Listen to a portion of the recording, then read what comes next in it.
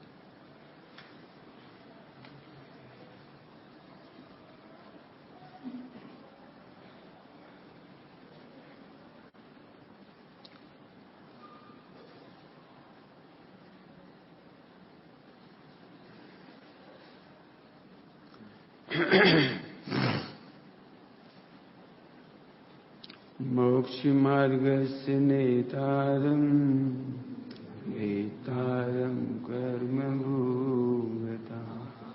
ज्ञातारं विश्वतत्त्वानां वन्दे तद्गुणलब्धं।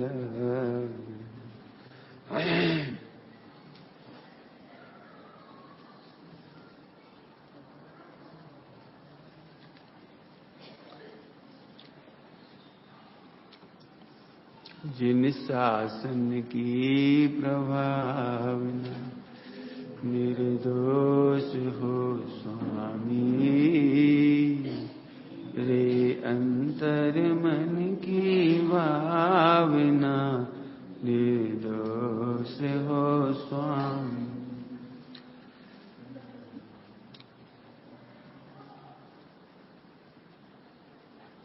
रह कर भी मौन सहज मुक्ति मार्ग कहेंगे, धन धन अनुभूत मार्ग के प्रणेता बनेंगे।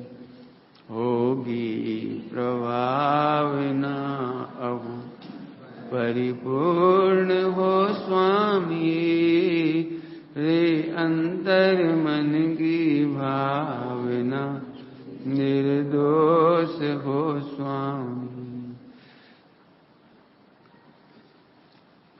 रहकर भी मौन, मौन के पीछे बहुत बड़ा सिद्धांत छिपा हुआ है।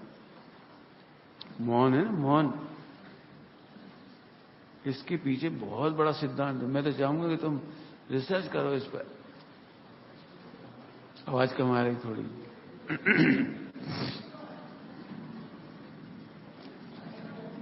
एनालिसिस करके देखो। आई आवाज आ गई थोड़ी सी? नहीं आई अभी भी नहीं आ रही। उसकी सेटिंग सही करो।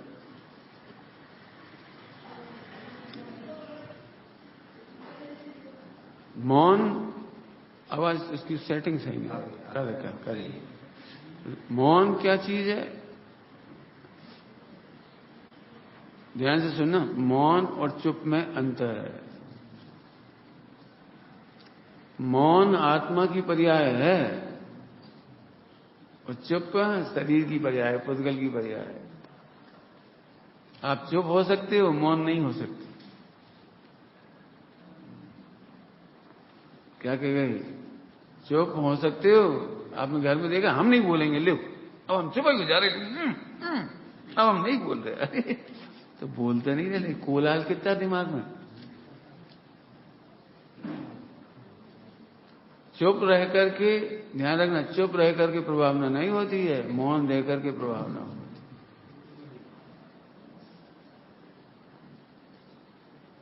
है। मौन माने चुप नहीं समझ लेना, इसलिए मैं कह रहा हूं। दिगंबर मुनिराज मौन होते हैं और फिर भी बोलते हैं, और बोलते हैं फिर भी मौन रहते हैं। केवली भगवान मौन है, केवली भगवान मौन है और फिर भी वाणी खिरती है। मुनिराज बोलते हैं और फिर भी मौन है। भगवान मौन है तो अभी दिव्य ध्वनि खिरती है। दिव्य ध्वनि क्यों खिरती है पता है?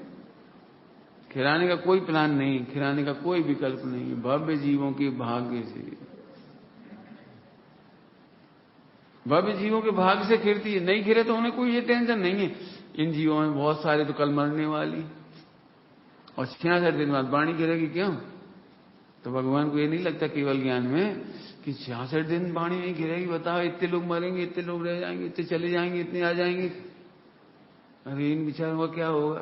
अरे यही तो मौन है, इन विकल्पों का नहीं होना ही मौन है। क्या कह रहा हूं? किसी का भला हो जाए ये मौन का भंग है, किसी का बुरा हो जाए ये मौन का भंग है। मौन आत्मा की पर्याय है, 40 गुण की पर्याय है मौन। रहकर भी मौन, चुप होकर नहीं कह रहे।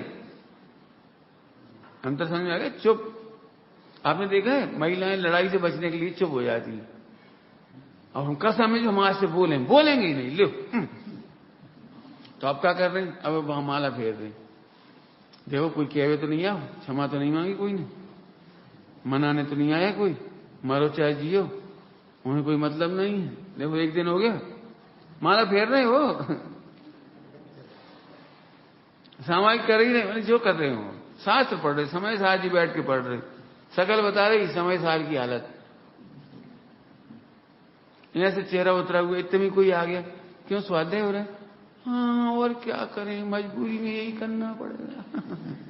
क्यों मजबूरी में क्यों करना पड़ेगा? जी तो आनंद में करना चाहिए।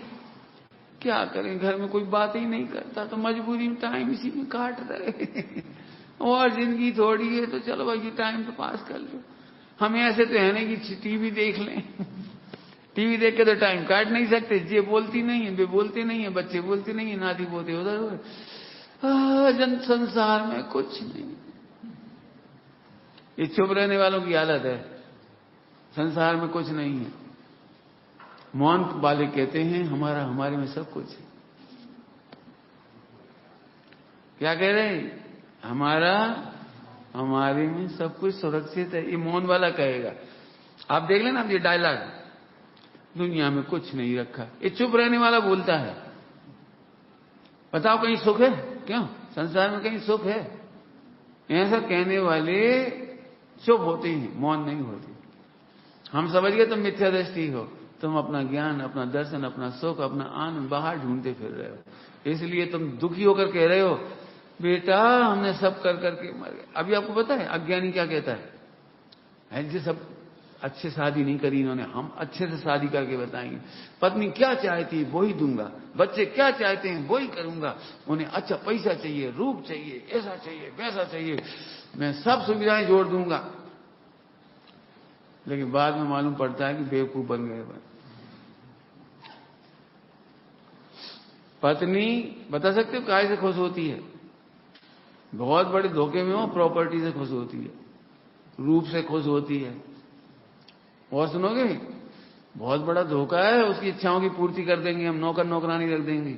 बहुत बड़े धोखे में हो, पत्नी से खुश नहीं होती, कोई खुश नहीं होता, तुम भी खुश नहीं होगे। रह जाओ हमारे पास, हम पूरी सुविधा देंगे, रह जाओ, रहो, पूरी सुविधा देंगे, खाने की पीने की जो जो चाहिए सब देंगे, तो रह जाओ।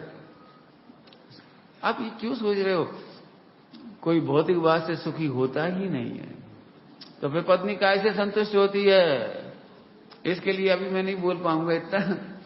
सीता कैसे संतुष्ट थी राम में, सोचो। जंगल में क्या मिला था उन्हें? सोने के बर्तन, नौकरानी। कौन मिला था उन्हें बताओ जंगल में? क्या क्यों? राम इसलिए खुश रहते थे, आज तो तुमने लिपस्टिक बहुत अच्छी लगाई, राम ऐसे खुश होते होंगे। अब क्या होता हुआ राम और सीता का जीवन? पढ़ना मैं तो कह ही सकता हूं, पढ़ने के लिए लिख देता हूं, भाव आते हैं तो थोड़ा सा संवाद कल दिया है आपको उसने 7-8 पेज का। सीता काय से संतुष्ट थी, सब लिखा है उसमें, किन गुणों से संतुष्ट होती थी। हमें तो यहां कहना है, चलो कर्णानी योग से बोलो, कर्णानी योग से सीता 7 अवेदनी से संतुष्ट होती है। कर्णानी योग कह रहा है 7 अवेदनी होगी तो संतुष्ट होगी, असत अवेदनी होगी तो असंतुष्ट होगी। ध्यान रखना, असत अवेदनी में बीमारी नहीं होती है, संतुष्टि भी होती है। अनुकूल सामग्री लगती है ना, अनुकूल सामग्री लगती हो है, होती नहीं। क्या बोल रहा हूं, 7 अवेदनी की परिभाषा, 7 अवेदनी की परिभाषा में अनुकूल सामग्री मिलती नहीं है, लगती है। सीता के लिए रामचंद्र जी ने अनुकूल सामग्री सबसे पहले कही।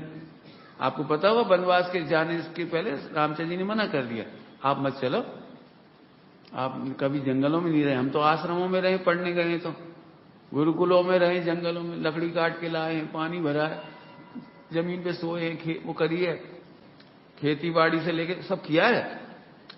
एक्चुअली ये सिलेबस था पहले का, खेती बाड़ी से लेकर के निर्माण जी, वो युद्ध कला, ये सब उनके सिलेबस होते हैं इनके। वे पूरे जीवन रक्षक कलाएं सीखते थे। अभी धन अर्जन कला सीखते हैं, जीवन रक्षक नहीं है। आज की पढ़ाई जीवन रक्षक नहीं है, धन अर्जन कला है।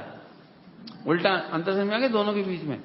धन अर्जन में मरो चाहे जियो, आंखें फट जाएं, लेकिन मोबाइल पे जरूर करियो पिक्चर, क्या कहते हैं, कंप्यूटर पे 8-8 घंटा, 12 घंटा, 10-10 घंटा, सबकी आंखें फूट रही, सबकी आंखें फूट रही, सबके जा रहे रीढ़ की हड्डी, कैल्शियम, सब बीमार हो रहे। नहीं, हम है ना, हमने आपको मेडिक्लेम करा दिया 1 लाख का, 1 करोड़ का, डोंट वरी, मरो, मेडिक्लेम की जरूरत ना पड़े, ऐसा करो ना। नहीं, पैसा काय के लिए कमाया है, इतना खुश होता मूर्ख। पंडित जी पैसा पहले कमा लिया हमने 5 साल, अब फैमिली डॉक्टर, आईसीयू में इतनी जल्दी व्यवस्था मिलती, गरीबों को नहीं मिलती, उनको नहीं मिली, वो हमारे परिचय से फोन लगा दिया, झट भर्ती हो आईसीयू। अब पता नहीं जे है पुण्य का उदय, अज्ञानियों का ये 7 अवेदनी का उदय है, वो क्या कहलाता है, आईसीयू का मिलना, क्योंकि वो वहां संतुष्ट है। रामचंद्र जी ने सब कहा, तुम यहां रहो, महलों में रहो, तुमने कभी जमीन में पैर रखा नहीं, जंगल में कैसे चलोगे? चप्पल जूते की व्यवस्था थोड़ी थी संग में जाने की, पता है आप? चप्पल जूते पहन के नहीं गए थे, कितने चप्पल जूता कहां तक जुगाड़ेंगे? एक काम करो, इन पर्वतों में चलो आप चप्पल जूता पहन के, यदि 6 महीने चल रही हो तो 1 महीने चलेगी 1 महीने चलेगी, टूटेगी, फिर क्या करोगे? कहां से लाओगे जंगलों में? मैं तो वो सब नहीं बता रहा हूं, मुझे तो ये कहना है, उन्होंने ये कहा महिलाओं की सुविधा है, तुम यार। अब सुनो, सीता कह रही है 7 अवेदनी का उदय है, मुझे महल अच्छे नहीं लग रहे, मुझे सुविधाएं अच्छी नहीं लग रही। अब तो समझ गए मैंने क्या परिभाषा पढ़ाई। 7 अवेदनी की परिभाषा ये नहीं है कि अनुकूल सामग्री मिलती है, जो भी सामग्री मिलती है वह अनुकूल लगती है। शादी के बाद भी पति पसंद नहीं आ रहा 99% को आज, उसका मूल कारण है 7 अवेदनी का उदय। खुद ही 7 अवेदनी का उदय, वो अच्छा खासा पति है तो भी अच्छा नहीं लग रहा, पति की तरफ से भी है, जबरन मुंह मारता रहता है, नहीं वो होती 7 अवेदनी का उदय है। मुझे वो नहीं पढ़ाना, मुझे तो ये कहना है, ओहो जहां होते हैं वो अच्छा लगता है। आए समझ में आया? तो मौन माने चुप रहना, और मौन रहने का अंतर समझ में आ गया? चुप रहना तो पुद्गल की पर्याय है, और मौन रहना आत्मा की पर्याय है। अब इसके और आगे चलो थोड़ा सा, मौन बहुत सैद्धांतिक विश्लेषण सोचना इस पर ना। तो मौन क्या चीज है? किसी का भला करने का भाव भी आना मौन का खंडन है।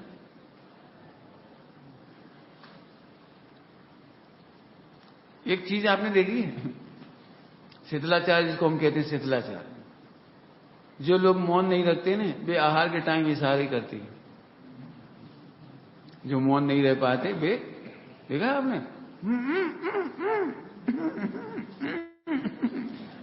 तो ये तो मौन कहां है तुम्हारा? क्या कौन से ग्रंथ में लिखा है बताओ? चरणान्युक्त की चुप रह करके भोजन करना चाहिए। मौन, मौन लिखा है, मौन। कुछ कहना, मैं ध्यान दिलाना चाह रहा हूं, पूजा मौन पूर्वक करने के लिए लिखी है। ये तो आप सामूहिक करते हो इसलिए मजबूरी है। पूजा का जो मूल है, पढ़ लेना आप, पूजा स्वाध्याय, ये मूल मौन पूर्वक होना है। मौन, अब मौन को जोड़ो, कहां से जोड़ रहे हैं? आहा, आत्मा की शांति के साथ, जहां कुछ करना नहीं, कहीं भरना नहीं, कहीं भोगना नहीं, कहीं एकत्व नहीं, कहीं ममत्व नहीं। सही बताएं, असली स्वाध्याय कैसी होती? मौन पूर्वक। ग्रंथ खुला रह जाता है और आत्मा में चले जाते हैं। मौन पूर्वक ग्रंथ लिखते हैं, क्या मतलब? आत्मा में उपयोग डूबा हुआ रहता है। ग्रंथ लिखा जाए, नहीं लिखा जाए तो आपको लिखना ही होता। अरे वो आज तो होमवर्क रह गया, जिस तुम्हारा होमवर्क रहता है नौकरी का अरे वो आज काम रह गया, प्रोजेक्ट। ऐसे आचार्य को कोई मौन है, मौन समझ गए? गाथा लिखने का भी बोझ नहीं है। यह है आत्मा का आनंद। अब इसका भी कारण बताऊंगा, इसका भी कारण। ग्रंथ पूरा करने की इच्छा नहीं होती। आपसे नहीं कह रहे हो, मौन वालों से कह रहे हैं हम। चुप रहने वालों के ग्रंथ कभी पूरे नहीं होते, क्या शुरू ही नहीं हो पाते। और मौन रहने वालों का ग्रंथ कभी अधूरा नहीं रहता। क्यों? मौन ही तो शास्त्र ज्ञान का फल था। सुनने का, सुनाने का, प्रवचन सुनने सुनाने का फल मौन ही तो था। ओ, जैसे ही आत्मा मौन को प्राप्त होता है, जैसे ही आत्मा मौन को प्राप्त होता है, सुनने सुनाने का विकल्प खत्म हो जाता है। आपको पता है, आपको समय सारी पढ़ना थोड़ी है, पूरा करना है। देख लेना अंदर, क्या पता 2 साल से पढ़ रहे हो, कितने पेज हो रहे हैं, बस 10 गाथा हो रहे हैं, 2 दिन में पूरा कर देंगे। तो तुम्हें तो ग्रंथ पूरा करना है, मौन में थोड़ी जाना है तुम्हें। तुम्हें तो जिस गाथा की टीका 2 लाइन की होती है वो अच्छी लगती है, अच्छी चल एक गाथा पूरी हो गई। ये तो बहुत ही बड़ी है, 320। अरे यार, इतनी बड़ी बड़ी टीका बता, कहां तक पढ़े? चलो पूरी कर दे भाई, पढ़ ले बराबर। तो आप पढ़ थोड़ी रहे। क्या बोला? स्वाध्याय का फल मौन है, और मौन में ग्रंथ अधूरा नहीं रहता। पंडित साहब से कई बार कहा, आपकी गाथा पूरी नहीं हो पाती। द्रोणागिर में, सोनागिर में जो भी गाथा उठाते हैं, अध्याय उठाते हैं, संबर अध्याय, जो अधिकार, बंद अधिकार, कोई सा भी अधिकार, तो पूरे नहीं होता। पंडित साहब का उत्तर सुना है, अधूरा कब रहा? और पूरा हम कर भी कैसे सकते हैं?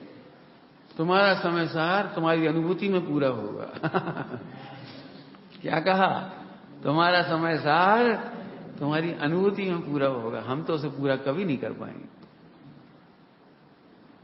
कई बार पंडित साहब से पूछते हैं, सब कौन सी गाथा ले रहे, कौन सी गाथा? तो पंडित साहब कह रहे, हमारे समय सार में गाथाओं का क्रम नहीं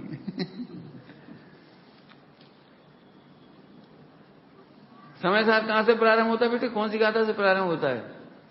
अनुभूति से प्रारंभ होता है और मौन में पूरा हो जाता है। क्या कह रहे?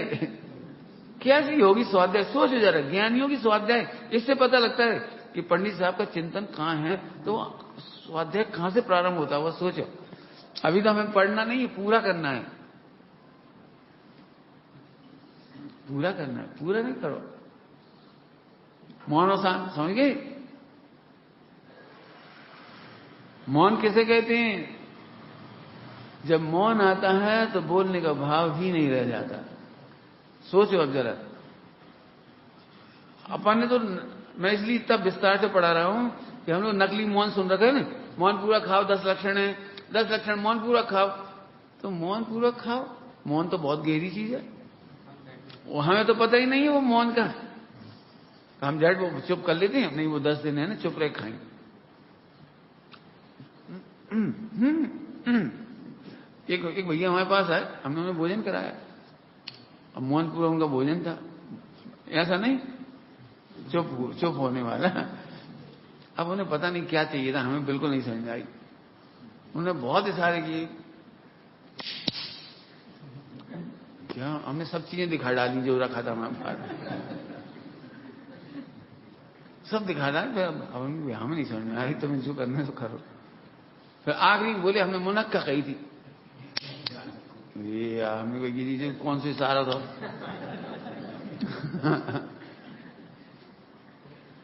हम अपने भाइयों कहते नकली मौन नहीं दिखाओ, इससे ही परंपरा बिगड़ती है। आप नकली मौन करते हो, दूसरे देखने वाले सीखते हैं सुमत प्रकाश जी से। जी कहने तो नहीं बोलते हैं ना, यदि मुझे इच्छा बोलने की तो बोलूंगा ना भोजन करते समय। और आप बोलते हो, अरे तो बोलना पाप है कि मौन नहीं होना पाप है?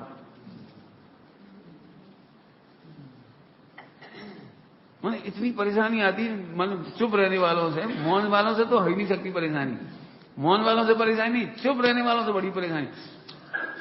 जो मौन का मीनिंग चुप समझते हैं उनसे बड़ी दिक्कत आती है। घर घरों में दिक्कत आती है। त्यागी बेटियों में भोजन कराना, उन्हें कही अब क्या इशारा कर रहे थे तो अपन समझते नहीं। कि एक होती है कान से सुनते नहीं है लेकिन आंखों से देखते हैं, उनकी एक भाषा होती है ना, कोई इशारे वाली भाषा, सिंबॉलिक भाषा होती है।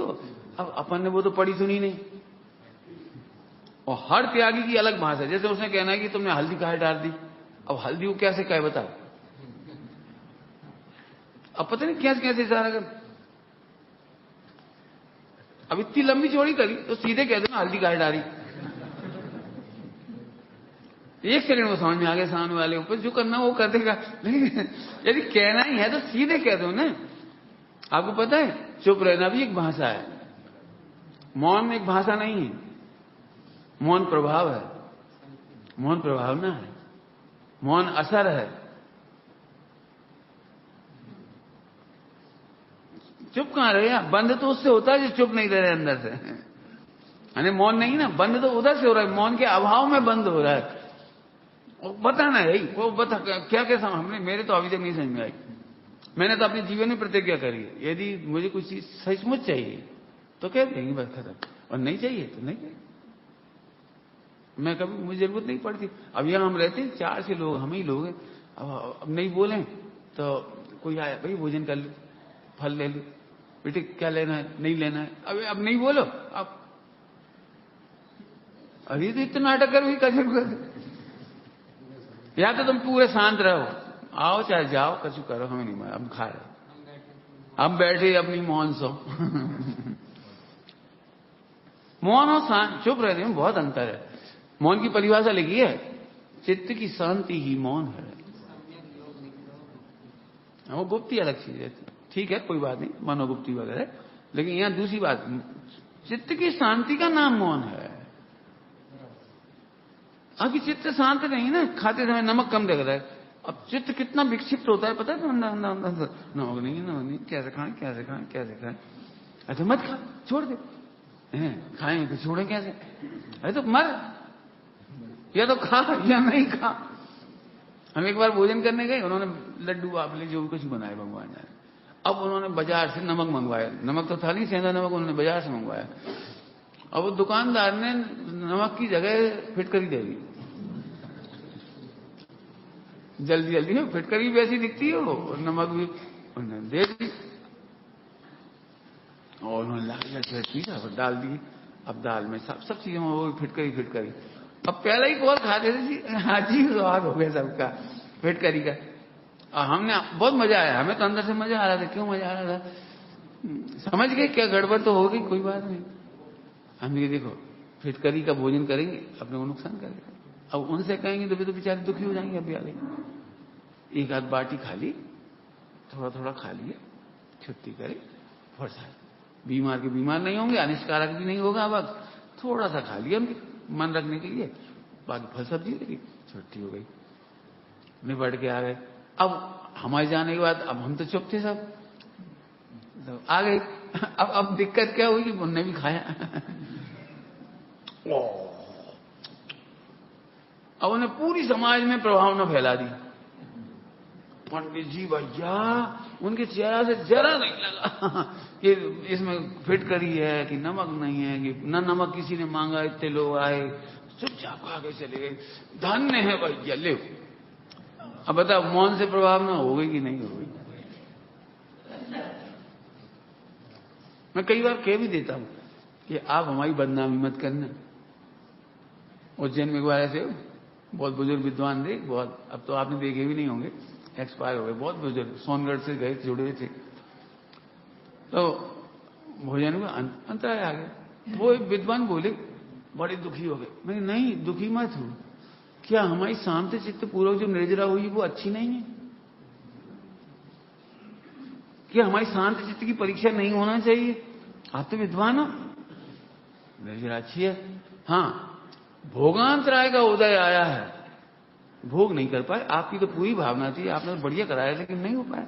हमारे भोगांतराय का उदय है, ऐसा समाज को बता के हमारी बदनामी मत करना। लेकिन वे थोड़ी मानती,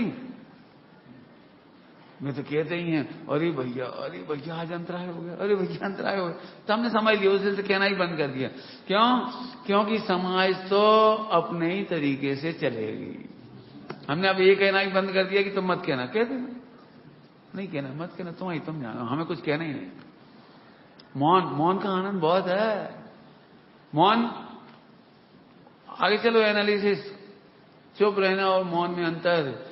समस्याओं में आदमी चुप हो जाता है और समाधान में मौन हो जाता है। मौन क्यों नहीं रह पाते बताओ? समस्या सूरज ही नहीं रही। नींद क्यों नहीं आती? डिप्रेशन क्यों होता है? शांत बैठ क्यों नहीं पाती? चुप रहना तो बहुत सारे चुप है। आपने देखा, चुपचाप भी टीवी देख रहे हैं, दिमाग कहीं और ही घूम रहा है। चुपचाप बैठ के जाने बहुत कुछ काम कर लेते हैं लोग, दिमाग जाने कहां कहां घूम रहा है। चलो, समस्याओं में आप चुप हो सकते हो, लेकिन समाधान में मौन मिलता है। सुनो, रहकर भी मौन का मतलब सर्व समाधान। बताओ कौन सी चीज का समाधान नहीं? बोलो। अब लेना नहीं है जी तुम्हारी, तुम जानो। बताओ कौन सा समाधान इसमें नहीं है? जिनवाणी में कौन सा समाधान नहीं है? ये व्यवहार परमार्थ में देखा जाए तो अपने को ध्रुव जानने वाले को कौन सा समाधान नहीं? आज समझ में आ रहा है? रहकर भी मौन, रहकर भी मौन सहज मुक्ति मार्ग कहेंगे। क्या गजब है, अलंकारिक भाषा है। मौन कहेंगे। आपको पता है, जब पिताजी डांटते हैं बच्चा कम समझता है, और जब नहीं डांटते तो बहुत समझता है। देखा है तुमने घरों में? क्या तुमने 5,000 का नुकसान कर दिया हुआ पहली बार, अब पापा ने भी कुछ कहा नहीं, उन्हें पता भी नहीं, लेकिन तुम कैसे हो रहे हो, कैसे हो रहे हो बोलो। 5,000 नुकसान हो गया, पापा को पता न लग जाए। पापा, अब मान लो तुम्हें पता लगे मम्मी ने पापा को कह भी दिया, पता लग गया उनको, लेकिन उनकी बेरुखी बहुत कुछ कह रही है। वे हंस नहीं रहे, वे मौन रह रहे हैं, तुमसे कुछ भी नहीं कहा, वे चले गए दुकान चले गए, भोजन करने नहीं आए। आप कब तक आंदोलित रहते पता है? अब नहीं करूंगा। पापा एक बार, मम्मी पापा को कहते ना भोजन कर लें, क्यों नहीं कर रहे? मेरी गलती है, मुझे सजा दो ना। होता है। और बे पापा बहुत खराब होते, 5,000 नुकसान कर दिया, 10-5 गालियां दी, 2 धड़ाके मारे, इधर उल्टा सीधा। बच्चा फ्री हो गया, 2 मिनट सजा मिली, फ्री। आपने देखा फिर मम्मी को सुनाता है, मैंने क्या जानबूझ के नुकसान किया? क्या पापा ने कभी बचपन में नुकसान नहीं किया होगा? सबने नहीं किया होगा। गलती किससे नहीं होती? कौन से टूट फूट नहीं होती? मार डालो मुझे, मैं मर जाऊं, मैं ही चला जाऊं, ये ले। कितना उल्टा हो गया पता है? अब ऐसी कहानियां बहुत मिल जाएंगी, वर्तमान योग में भी मिलेंगी और इसमें गांधी जी के जीवन में मिलेगी। घड़ी की चोरी हुई लेकिन कुछ नहीं कहा, 3 दिन बाद आके वो रोने लगा। उन्होंने कहा सुनो, हमें घड़ी थोड़ी चाहिए थी, तुम चाहिए था, अब तुम हमें मिल गए, बस हमें क्या करना, घड़ी का क्या करेंगे? कितनी बड़ी बात है। क्या क्या सोच सकते हो? मेरे आश्रम में रहते हुए तूने चोरी करी, वर्ल्ड फेमस साबरमती आश्रम, और तूने घड़ी की चोरी करी, और जाने तूने घड़ी चुराई थी, क्या क्या चुराया होगा, और तू यहां रहेगा तो जाने क्या क्या चुराएगा। क्या क्या सोच सकते हो आप बोलो? गांधी जी ने कुछ नहीं सोचा, कुछ नहीं कहा, बस उपवास कर लिए 3 दिन, अपना काम करते रहे। वो बेचारा देख रहा दूर से उनकी शांति काम करते हुए। इसका नाम है साउंड ऑफ साइलेंस। आपका मौन सामने वाले पर प्रभाव डालता है। चुप नहीं, मौन। यशोधर्म महाराज के मौन, शांत चित्त, उसने असर डाला था। आपको यदि करणानी से पढ़ोगे ना तो असंख्यात गुनी विशुद्धि बढ़ती है इसमें, और असंख्यात गुनी विशुद्धि का असर हुए बिना नहीं रहता।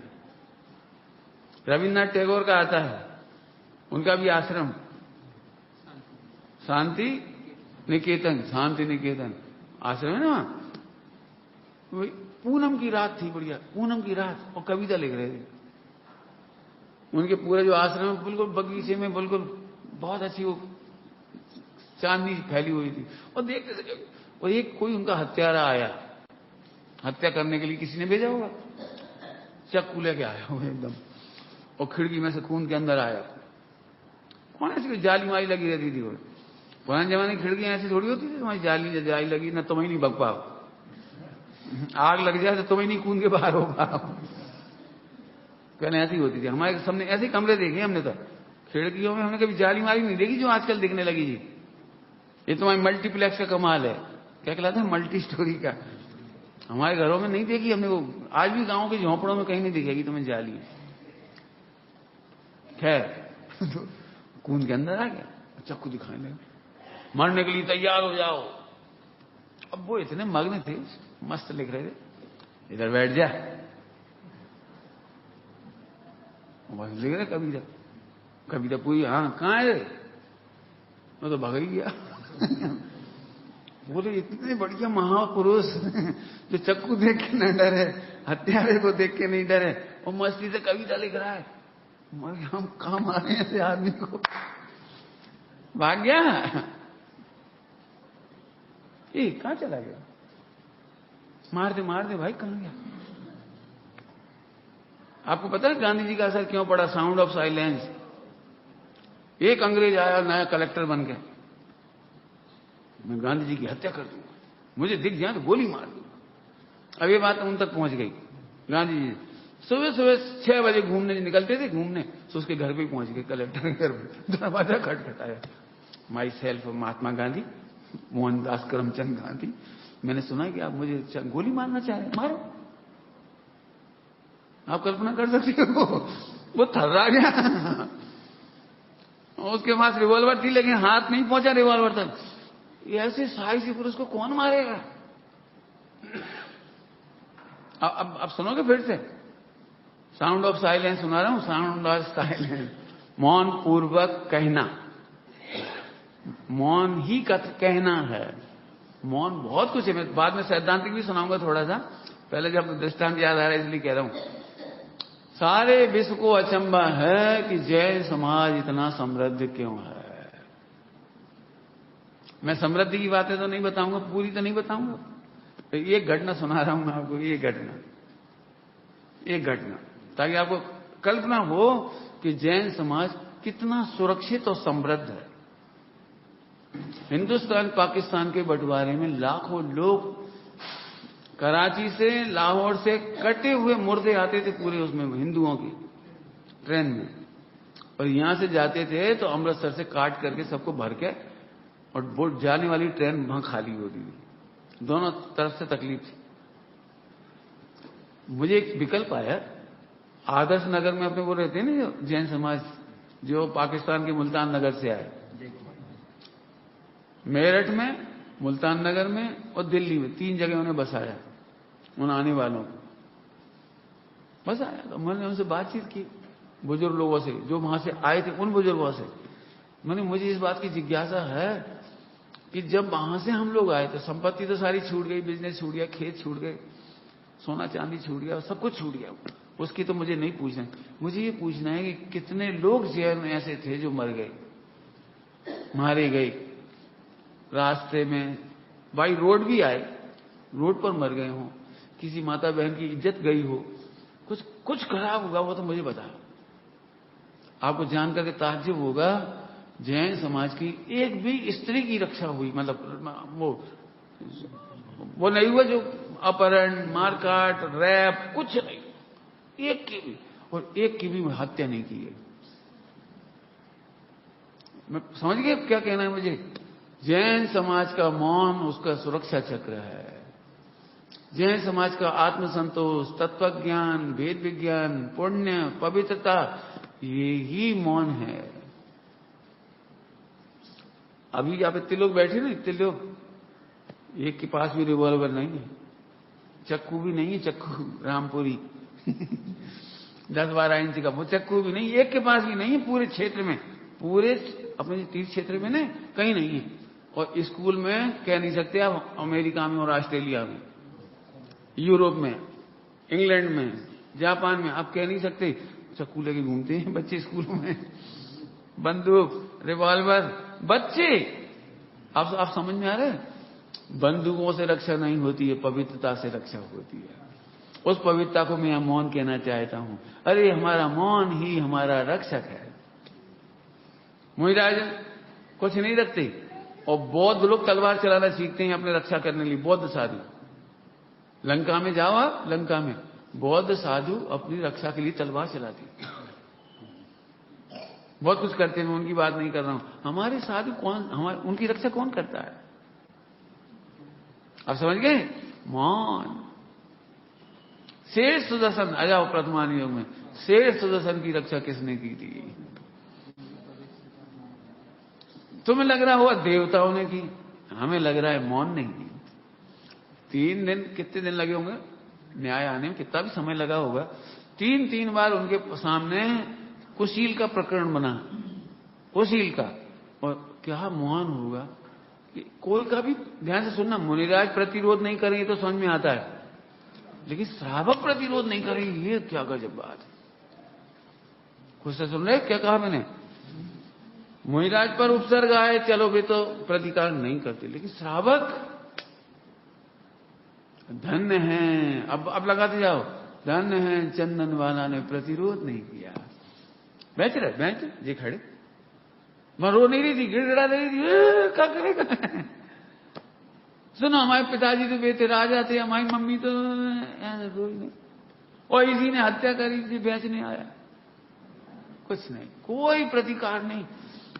सुन रहे मैं क्या कह रहा हूं? जैन समाज के साधु तो साधु है, लेकिन श्रावक भी अद्भुत होते। बताओ क्यों नहीं हमारे पास हथियार? तुम्हारे घरों में कोई हथियार है? क्यों? कितने बम बारूद है? मुझे इतनी खुशी मिलती है, इतनी खुशी मिलती है।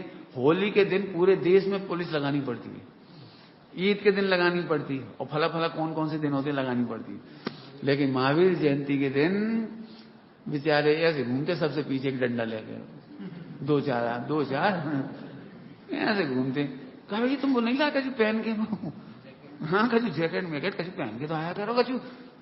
जैन ले, समझ गए? मैं इसे अपनी बहुत बड़ी प्रतिष्ठा मानता हूं,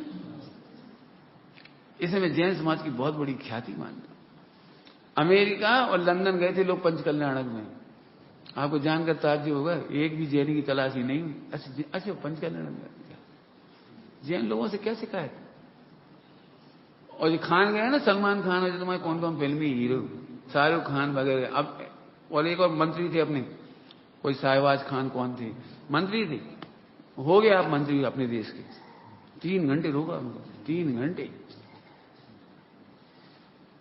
आप समझ सकते हो अब जैनों की गरिमा। आहा, ये प्रभु का मौन है, और हम श्रावकों को मिला हुआ वो मौन का संस्कार है जो हमारी रक्षा कर रहा है। थोड़ा सा बताया जी, अभी पूरी स्टोरी नहीं सुनाई मैंने, पूरी स्टोरी पढ़ो।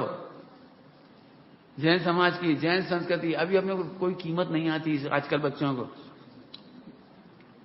सुनना पूरे, वो तो बहुत, मैंने बहुत इतिहास पे बहुत प्रवचन किए हैं, सुनते रहना बैठ के। श्रुत पंचमी के इतिहास सुनना,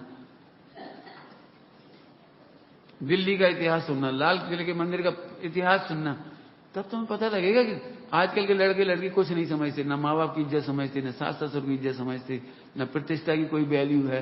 चाहे जैसे कपड़ा पहने, और हमारे बुंदेलखंड की भाषा में कहा तो हुंदरा आ रहा है। तुम्हारे भी ऐसे ही बोलते हो, मंडी बाबू सिरोन साहब हुंदरा।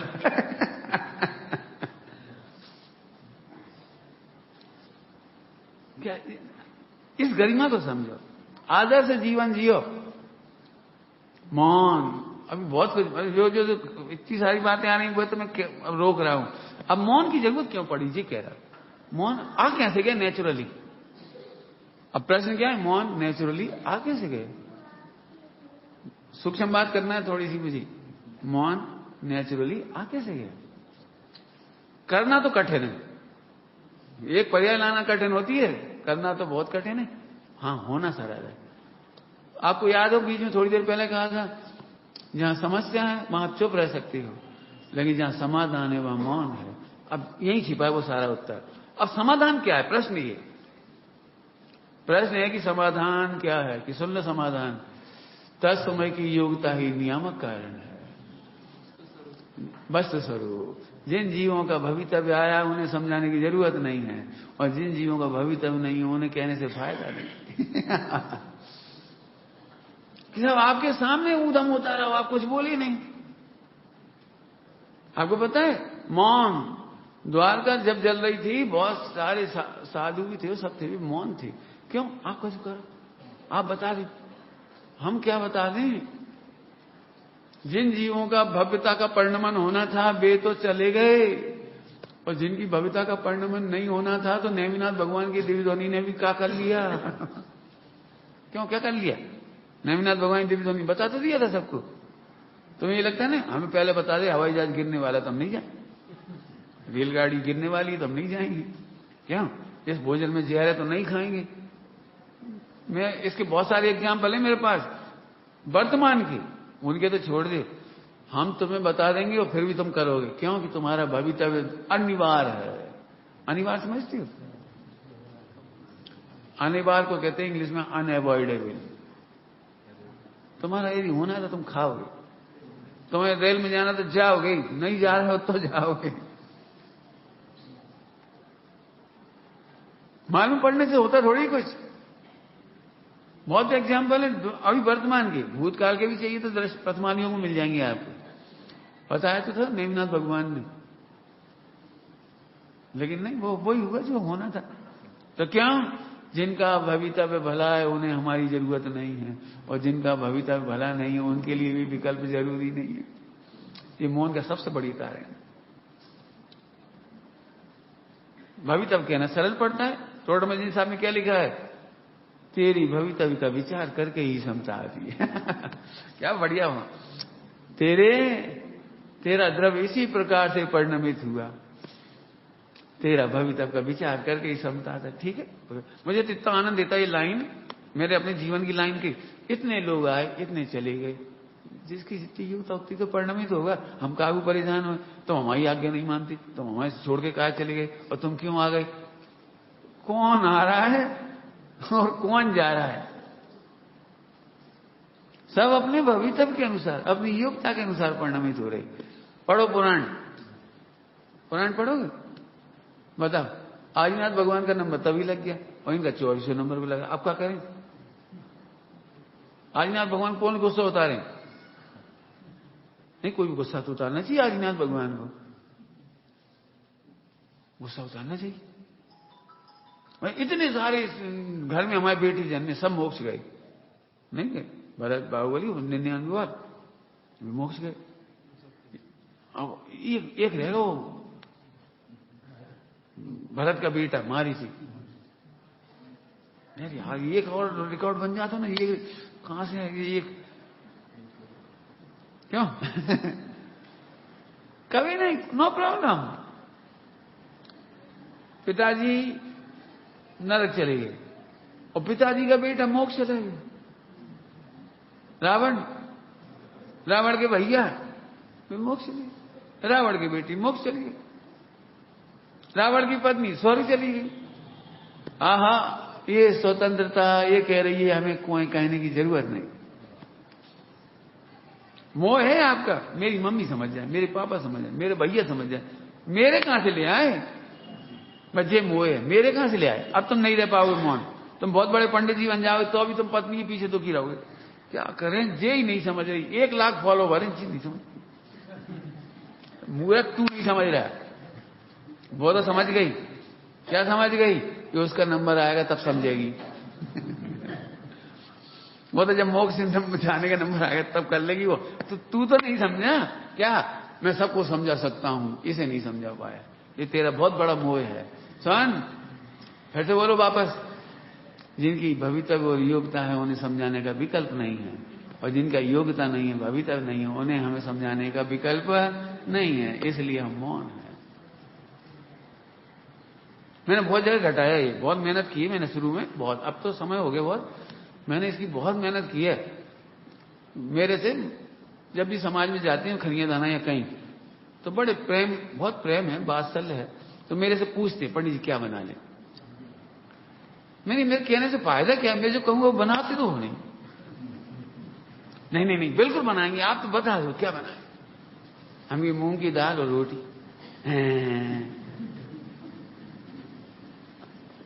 इसीलिए हम बताते नहीं, हम क्या बताते। हमें मालूम, मैं लाख कह दूं कि चलो ये बना लें, ये सही कह के देखा मैंने प्रैक्टिकली, ये बना लें।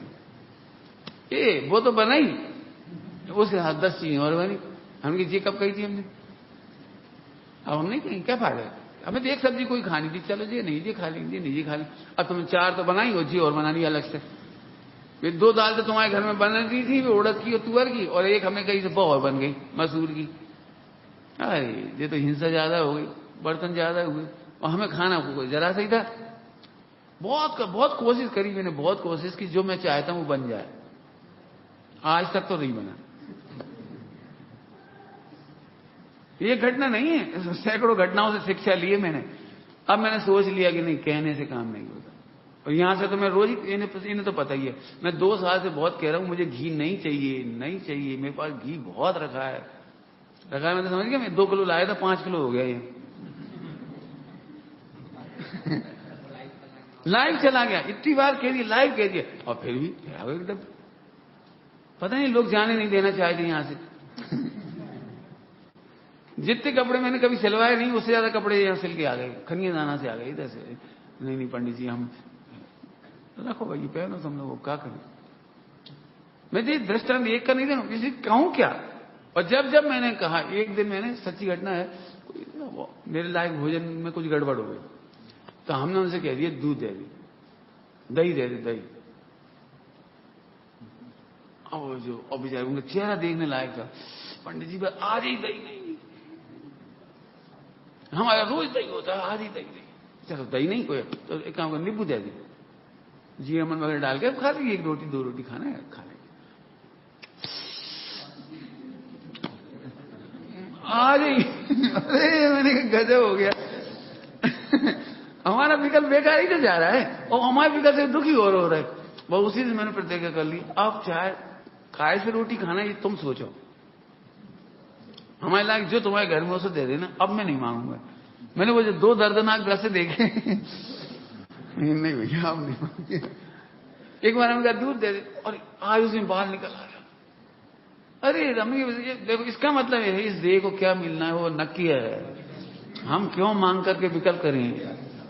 जो सीखा हमने उसमें से, सीखा, गलतियां तो हमसे बहुत हुई, लेकिन हमने सीखा नहीं, कहने से भी भोजन शुद्ध नहीं मिलेगा, मांगने से भी नहीं मिलेगा, और नहीं मांगने पर नहीं मिलेगा ऐसा नहीं है।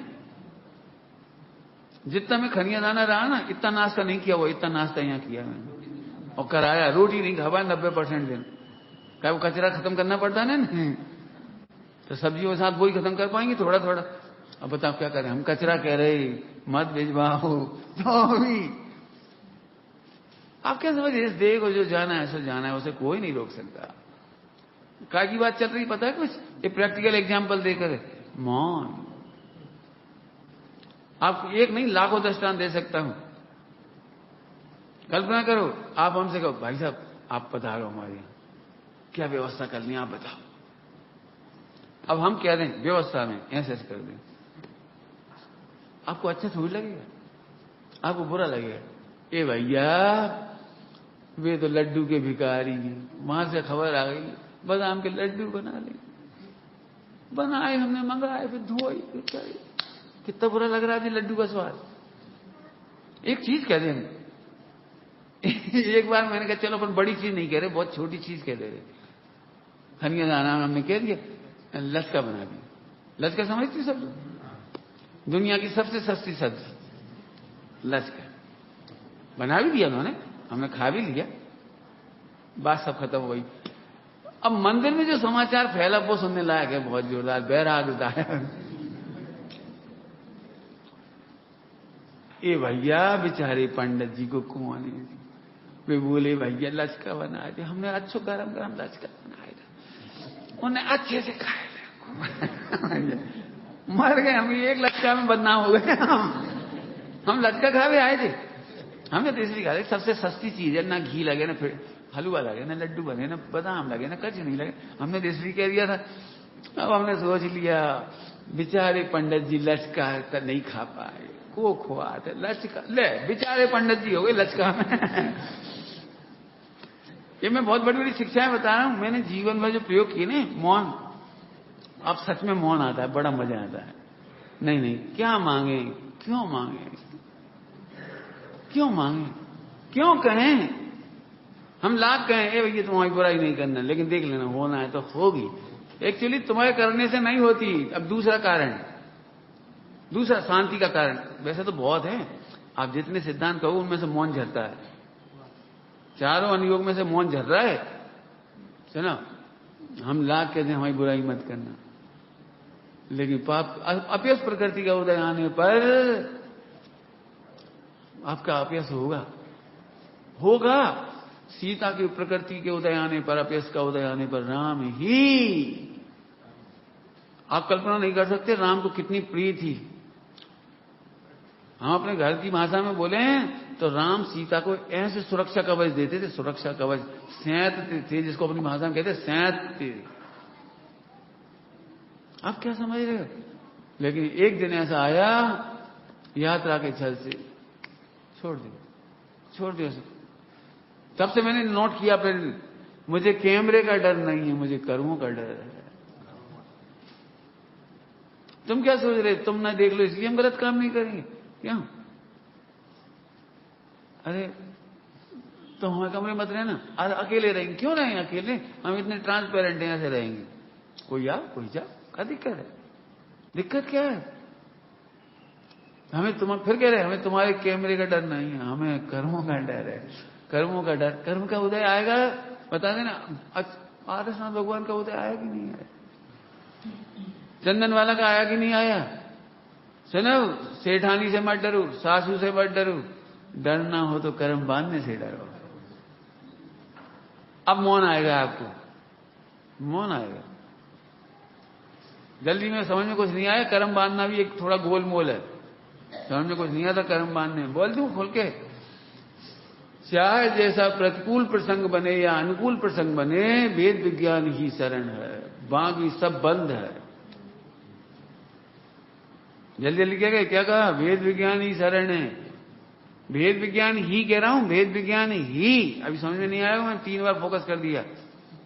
जरा सा प्रतिकूल, बहुत बेकार लड़का है, कैसा लड़का है ये भैया, हमारी सास तो भैया अंजना की सास से भी ज्यादा, वो क्या करे, अब क्या वजह से रहने उनके ही संगे, अब क्या वजह से, ऐसी कहने से क्या भाई, हमारी सास डायन है, अच्छा कह रही, अब क्या वजह, कर्म नहीं बंद है, उदय नहीं आएगा, और जो बात उसे मालूम पड़ जाएगी डायन समझती है मुझे, उसे कितनी पीड़ा होगी, तो वे भाव कर्म कितना खतरनाक हुआ, उदय नहीं आएगा। स्वामी जी से सुनो, स्वामी जी से, जीवन में एक बार भी प्रतिकूल प्रसंगों में किसी की आलोचना नहीं की, महापुरुष इसको कहते हैं।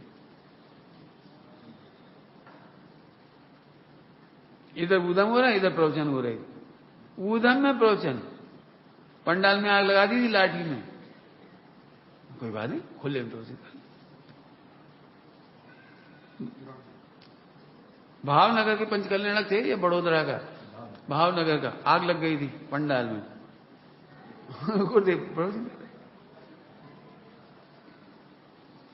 इंदौर में प्रवचन के ठीक पहले खूब काले झंडे दिखाए, और जिस कार में बैठे थे पीछे एक लठ मारा जोर से, तो पूरा पीछे कांच चूर चूर हो गया, ओली में गिर गया, पूरे लग गया, कोई बात नहीं, कांच भी लग गया गुरुदेव को थोड़ा बहुत, कहीं नहीं।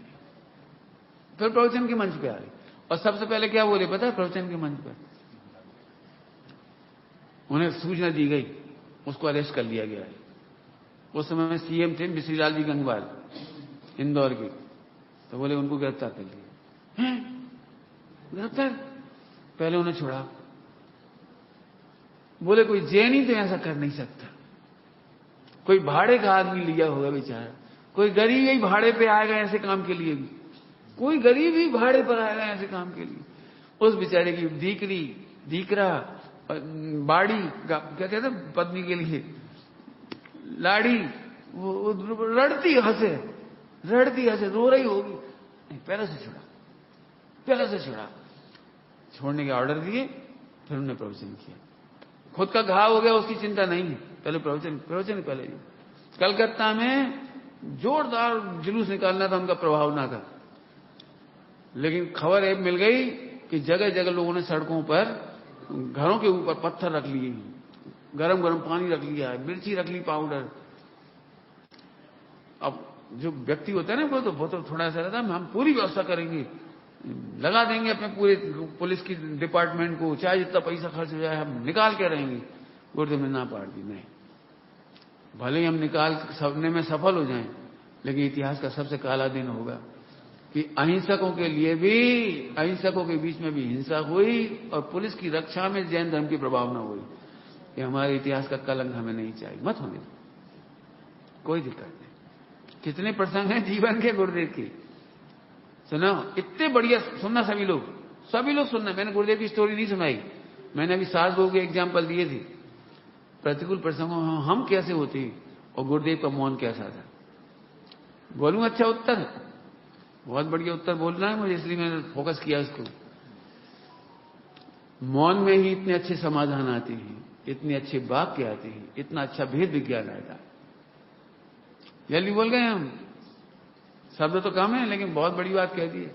जिनके चित्त में मौन होता है, शांति होती है, उन्हें ही इतने अच्छे वाक्य सूझती, इतनी अच्छी बुद्धि काम करती है, विशुद्धि लब्धि, इतने अच्छे समाधान खोजती।